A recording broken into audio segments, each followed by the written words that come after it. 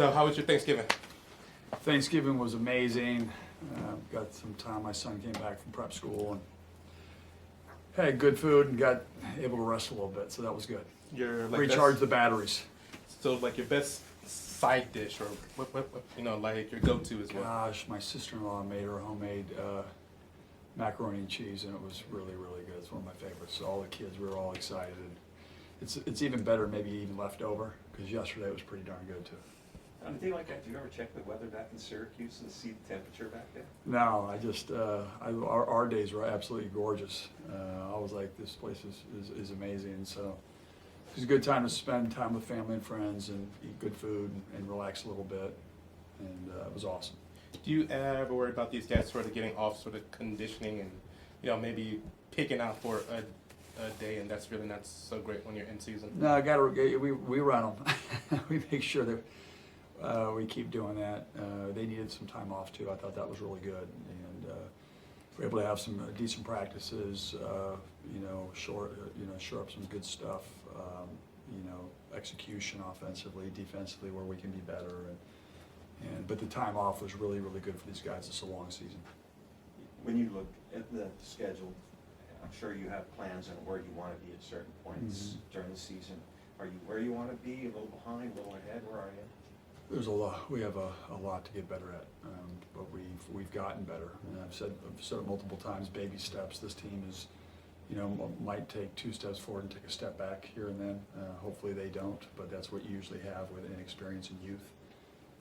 But I did, saw some really good things in our last game. We shared the ball. When we shared the ball and got some open looks, you made some of those shots, and you saw what that did for the arena and confidence and stuff like that, and that becomes contagious. So we just got to keep doing that. How much of getting better has to do with chemistry and getting used to each other? I think a lot.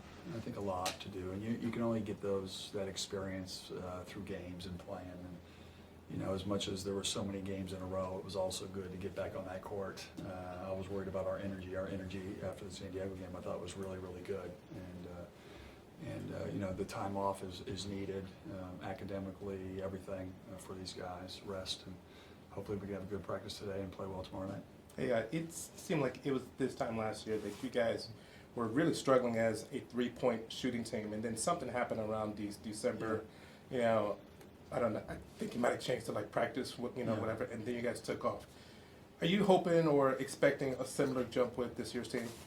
I think so. I think we have a lot of shot makers, and I think it just goes back to quality shot. And if you look back earlier, we took a lot of contested shots. That's never good. When we get good wide open ones, we shoot a completely different percentage, and that goes back to, I might have a good shot, but the guy next to me might have a great shot. That's the good to great. And when guys are hot, make sure we find those guys. And like I said, many times they're learning to dance with each other. I can see them being more comfortable. I can see Quad A being more comfortable, and those are all good things. Those are all positive signs.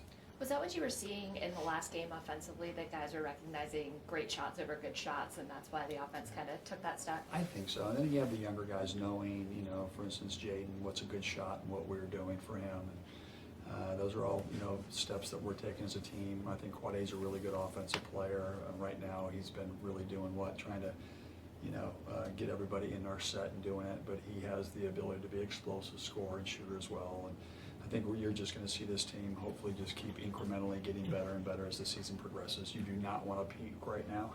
We're far from that. But we just, defensively, we need to defend the 3 better. Basic things to do what Washington basketball does, and it's defend the 3, and we're not doing a great job of that right now. Speaking of defending the 3, this team is obviously, the South Dakota team shoots Yeah, the 3 really well. Have you seen progress from you guys as far as defending the 3? Well, numbers will say no. A couple of these games, you challenge these guys all the time. It's some games guys will make end of shot clock impossible 3s. Sometimes that happens. End of games. Sometimes teams will make 3 or 4 with 3 minutes to go in the game, and we already have the game. But it's just a focus, and those numbers need to improve for us to be really, really good. Our defense overall, I thought, with the man and the zone, I think these guys have adapted pretty well with that. I think the man has been good for us. There's no getting around that. But the zone, same thing. It's the experience, and they're learning it on a day-to-day basis, and you see the younger guys getting better at it. Speaking of Quad A, are you looking for him to be more aggressive and to score more, or? I want him to run our team and be an extension of the coach, of me on the court. Get us into our sets, make sure the ball needs to go where it needs to get. And as the season progresses, you're going to see him, I think, take more of a step up. I think when you're putting in offenses and different things, there's sometimes that can minimize the actual flow. And so we have worked on some things to get more flow, more rhythm offensively, more ball movement, more player movement, and all those things matter. And he's a guy that has the ability not only to get 10 assists, but he also has the ability to get 20. We haven't seen that yet, but he has the ability. That's always a good sign. Fans at times have been really hard on Sam. Mm-hmm. He's changed his body, he looks different, and he's really stepped up. Can you talk a little bit about what the difference in him and what he's done? I think Sammy went through a period where, he's had so many really great games for us in his 3 years, and he provides that not only leadership, but understands what we're all about, what we're doing, and Sammy sometimes would go up and down in terms of confidence, but he's got himself in a great place. His body's in great shape. He's changed some of the games for us, and I see him changing the games as we keep moving forward. He's been great for Isaiah in terms of teaching him the defense. He's been great in the locker room in terms of his leadership, and when Sammy has energy, he's different. When he has that confidence and energy, he's just a different player. And so he's going to be a big part. If we have the success that we think we can have, it will be one of the main reasons will be the production of Sammy. If Hamir is hitting that three, which he'll probably get a lot, is that the X factor with this defense? With this offense? I think, when you have a guy like Isaiah, if they play man-to-man, he's going to have a pretty good chance of scoring. If they double team him, which a lot of teams do, you're going to have to be able to make some open shots. But Hamir's not just an open shooter. Hamir's a really good offensive rebounder, and he's a high-level defensive player. But his three is improved, and he has the ability to make it. And I'm sure watched 100 games this weekend, like I did. You make a couple threes here and there, it just changes the whole dynamic of the game. And so, him making shots, anybody making shots is big for us. And just the difference between last year Nas shooting the three and Nas this year, it seems like his shot is slower and more deliberate, but it's more accurate. Yeah, he's worked on his game, exceptionally hard. He's a guy that, when I first saw him when he was a sophomore in high school, he would be a guy that, he came off the bench in a huge game and their team couldn't score, and he comes off and hits 2 threes. And, with his ability to drive, and he's such an athletic player that, even it doesn't matter how slow your jump shot is, because if they come up, he's going to go right around you. And so he knows his distance and, his timing, and his confidence is at a high level, especially shooting the three. How do you build Jalen is molded into his role and kind of his position, given he can Jalen McDaniels, Yeah. given he can be kind of a forward, but also more of a guard? How do you see Well, he's a guard. There's no getting around it. But when you're 6'10" and a 6'3" guy's guarding you, sometimes you can take it down there. And the thing that makes Jaden so special is he can score on all 3 levels. He can hit the three, he can pull up, and he can finish around the basket. And that's what makes the guy just so hard to guard. Such a tough matchup for opposing teams. And, around the basket, we've been working with him, but if a bigger guy guards him on the perimeter, good luck. He's so skilled and talented, and he's learning. He's so talented, but now it's the efficiency. And I felt like in the last game, he got the ball in the elbows. He got the ball a little bit closer. He took a couple open threes, which he knocked down. He's also going through a whole learning curve, but boy, is he good. You've talked about this a little bit before, but just how important is Hamir for such a young team to have a guy who's kind of a steadying, reliable presence out there? It's huge. I looked at numbers today, and you look at our experience, and I think we're 342 in the country. They had returning points on ESPN the other day, and we were third in the least amount of points returning. And when you have a guy that has played in big games like Hamir and has actually defended and made shots and have produced in big games, it's just huge. Him and Nas and Sammy have played in some pretty big moments and have impacted pretty good games and wins. And so that experience with the combination of our youth is critical. And I've always believed, you win early with veteran players, and that's the key. And so You know, we're just going to keep getting better. Hamir, Nas, and Sammy, they need to keep doing a good job of, you know, not only, you know, I'm going to use the word imposing the culture on the younger guys, but also helping them and you know, teaching them what it takes on a day-to-day basis to be elite. And, you know, they've done a good job so far. Are you pleased with the production off the bench so far this season? You know what, I think, you know, you can look at numbers and you can look at impact. You know, I look at a guy like Elijah, who he played more minutes in his first game this year than he did all of last year. And a guy who's kept getting better and better, and he came in the game and defensively just changes the tone in the man-to-man. He can get up in you. He's disruptive. He's got positive energy. He makes others around him better. I don't even look at the numbers. I just, as a coach, you feel the impact when he's in the game. I love that. Sammy Timmons, when he's locked in, I remember the UCLA game last year, and he came in, he took a charge, and the whole place started chanting his name, and he was flying all over the place. That's that when Sammy brings that, we're different.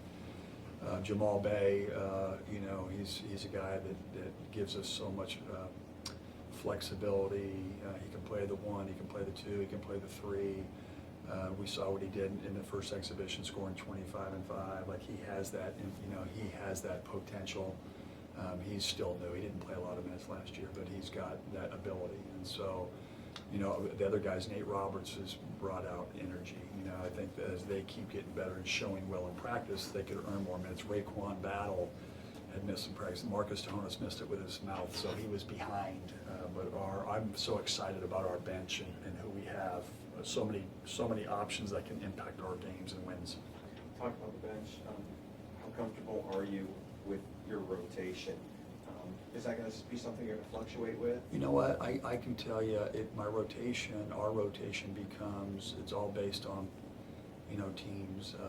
You know, if we're going to play more man than we are more zone, it could be a different guy here, a different guy there, based on how we're trying to play and defend. Those options become, you know, really, really important. Last game, I think I played 9 in the first half. I'm sure you can see that more often. Every game's going to be different. I coach with my gut. It's not already set. I go through the energy of the game, how the game's being played, what I saw in practice that, you know, the previous week. But we have a lot of options, a lot of really good players. Hey, on paper, it looks as if South Dakota can really shoot the ball. What type of test do you think you'll see tomorrow night? These are great games because not only is he a really good coach, but they've got, you know, the #1 3-point shooting percentage guy in the country who's happens to be 6'10". They can put 5 guys on the court and space you out. They're very, very well coached. They move the ball and they have exceptional skill. And those teams are very, very dangerous. But those teams also really help you get better as a team if you can execute, be flying around and understand personnel. You know, we've got to be able to defend the 3-point line. That's what we've got to do a better job of. And so, you know, tomorrow will be a great test of it. And, you know, we focus in on practice and, you know, hopefully we can go out there and execute the game plan. Couple more guys. Is it hard for the guys to get down 2 defenses, or is it easier just to play zone? That's a good question. This is the first time we've been doing it, so we're learning, just like the players. And you know, we played a lot more. I don't know how many possessions did we play man and zone in San Diego. I would say we were 70-30, right? 80-20. And it's just how the game's going. In some of the other games we've been playing man, and then all of a sudden we went zone and we would take the lead. I think every game's going to be different. I'm still learning that. To be honest with you, it's a change, but a positive change. Our guys like it. They're excited, and it allows us to use our length and our athleticism in a different way.